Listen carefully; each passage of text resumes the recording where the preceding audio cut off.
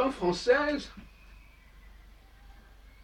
selon ma philosophie de la médianité, est une interface entre le nord et le sud de l'Europe.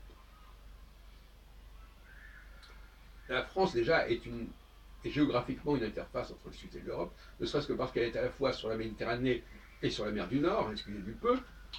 Donc, c'est ce qui a fait un phénomène qui est unique en Europe. L'Italie ne va pas vers l'océan Atlantique.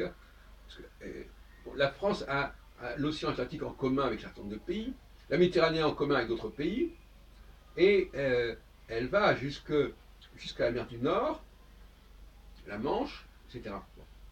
Donc ça, c'est déjà une interface.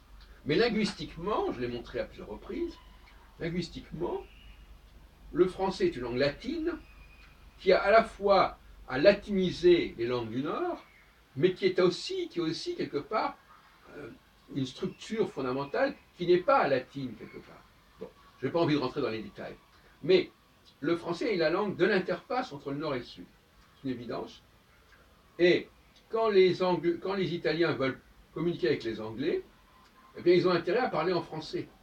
Ou en tout cas, le français est une langue qui est à mi-chemin, en quelque sorte, entre l'italien et l'anglais. Donc en passant par le français, il y a une sorte de continuum. De même façon que l'espagnol par rapport à l'allemand, etc. On pourrait dire. Il y a des continuums comme ça, et le français est la charnière entre l'Allemagne et l'Espagne, entre l'Italie et l'Angleterre, etc., etc., etc. Alors, il faudrait gérer ce genre de problème, ce genre d'observation. J'ai quelques suggestions à faire en passant. Il faut que moi-même, j'ai une expérience très forte en 67-69 d'israélisation, c'est-à-dire d'acquisition de l'hébreu comme langue d'appropriation de l'hébreu. Et à l'époque, il y avait ce qu'on appelait des journaux en hébreu facile. Il y avait même des bulletins d'information en hébreu facile, ivrit kala.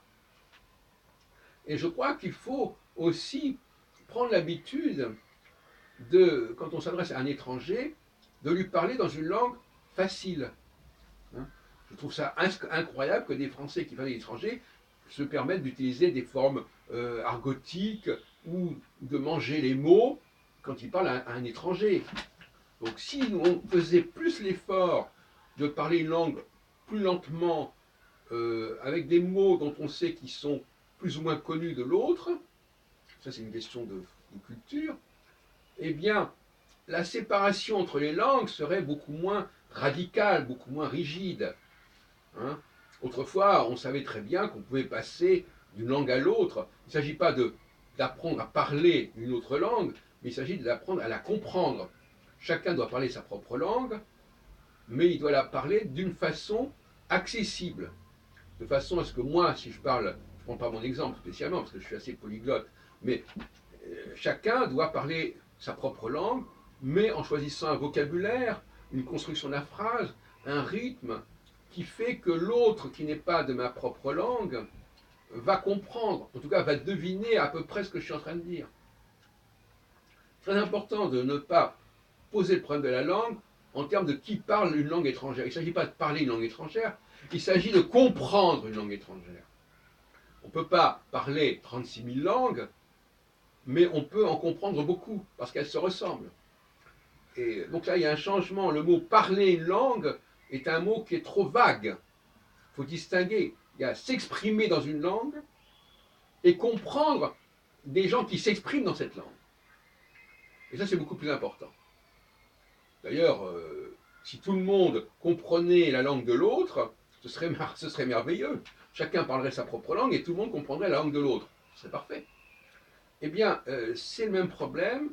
Le français, justement, est la langue par excellence de l'interface, du continuum, et on pourrait imaginer des logiciels qui, lorsqu'on s'adresse qui aident la personne qui écrit, par exemple, à éviter certaines formules qui ne passent pas dans les autres langues. Le logiciel de toilettage de la langue, quand il s'agit de s'adresser en dehors de son milieu normal, habituel. Hein. On emploierait par exemple tel mot, et puis tout de suite le logiciel dirait ah non, prenez plutôt ce mot-là. Il est plus traditionnel, il est plus classique, etc. Et on verrait, si ce logiciel était en place, parce qu'il existe, je ne sais pas, je ne connais pas, on verrait, c'est plus intéressant que les logiciels de traduction, parce que ça peut être parallèle.